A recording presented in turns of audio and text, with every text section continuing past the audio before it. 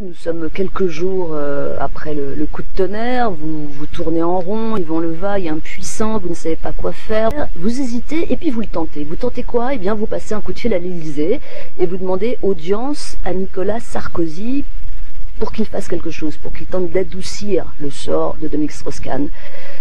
C'est incroyable ce geste, non? Non.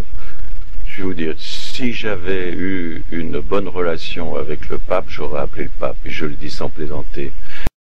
Mais j'ai cru aussi que la Porsche Panamera, et puis les costumes, etc., tout ça, il y a eu une campagne sale qui a été faite avant cette histoire du Sofitel, la campagne sale. Reportez-vous aux journaux de l'époque, vous allez voir.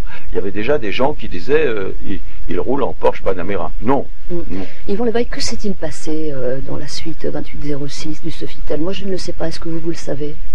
Écoutez, je ne le sais pas, mais... Et ça ne me gêne pas de ne pas le savoir. Je ne vous parle pas des détails, personne n'a envie d'entendre ces détails, on n'a pas envie d'entendre ça. Mais le scénario, est-ce qu'il ne manque pas le scénario pour pouvoir passer à autre chose? Eh bien écoutez, j'ai fait comme pour le reste, j'y ai réfléchi. Et d'abord j'ai lu de la première à la dernière ligne le rapport de Cyrus Vance. Et vous savez, il y a un mot dans le rapport qui revient tout le temps, et que j'aime bien. Cyrus Vance dit, et Dieu sait s'il a enquêté, il en a bavé lui sur cette affaire, le procureur américain, et il dit chaque fois incident, incident, incident, incident. Autrement dit, ce qui s'est passé dans la suite du Sofitel, c'est un incident. Et maintenant, pardonnez-moi, je vais vous dire comment c'est une interprétation. Bon. J'ai vu que la scène, disons, de relations sexuelles a duré entre 8 et 9 minutes, interrompue par un coup de téléphone à Camille, la fille de Dominique Strauss-Kahn, avec laquelle il avait rendez-vous pour aller déjeuner. Donc, retirez sur les 9 minutes, vous en retirez une.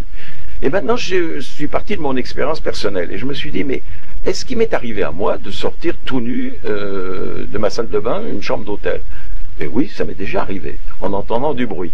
Alors, pas forcément dans une suite immense avec un parcours à faire, mais mon éducation et mon attitude naturelle, qui est probablement la vôtre aussi. Je veux dire, qu'est-ce qu'on fait? Alors, on dit, oh, pardon, on referme la porte, on met un peignoir, et on ressort. Et puis maintenant, j'ai pensé à... quelqu'un entre dans la chambre d'hôtel, quelqu'un qui vient contrôler le minibar dans la suite, etc. Madame Nafissatou Diallo, elle entre. Elle voit un homme tout nu. Logiquement, qu'est-ce qu'elle doit faire? Même chose. Elle fait « Oh, pardon ». Alors, elle le dit en anglais. « I'm sorry ». Et elle referme la porte et elle sort.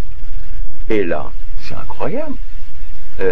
Les deux sont restés et il y a eu une relation sexuelle. Non tarifée. Non tarifée, que personne ne dément. Moi, je ne crois pas au viol. Je vous dis tout net. Ah oui, non, mais ça c'est très clair. Oui, pas au viol.